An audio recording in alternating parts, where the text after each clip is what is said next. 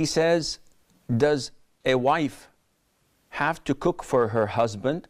What does Islam say about a wife who does not want to cook for her husband?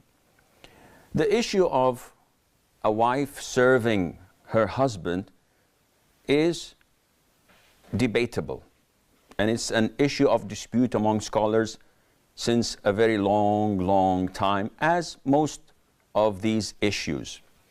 However, without going into details, if we look at the institute of marriage itself, it is very difficult to draw the line as obligations and rights. So I will not give you your rights until you do your obligations. And she says, I'll not give you your rights until you fulfill your obligations as well. This is a marriage bound to failure. And definitely this is not the right way of communicating and living. So if we would like to know how to handle these things, we have to go back to the best of generations, to the best time of humanity, and that is the time of the Prophet ﷺ. The most authentic opinion is that a woman is obliged to serve her husband and her children, and that is it. She is not obliged to serve her in-laws, her father and mother-in-law. This is not her duty. But she is obliged to serve her husband.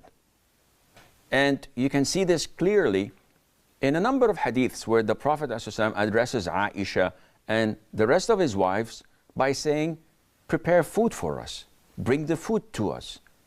In the hadith of Asma bint Abi Bakr, who was married to Az-Zubair ibn al-Awwam, may Allah be pleased with them all, she says that I used to cater for Az-Zubair's horse, and I used to feed the horse and take care of him. And I would travel to bring him the necessary food and to take care of that horse. If you look at the hadith of Fatima, the daughter of the Prophet ﷺ, who used to work in her house until it affected the softness of her hands. So she went to the Prophet ﷺ seeking a slave to help her in the chores of the house. The Prophet ﷺ did not tell her, why should you do this? You're not obliged to work. No. He told her, I will teach you something if you say it. It would be better for you than a servant. So from all of this, we learn, we understand that a woman is obliged to serve her husband.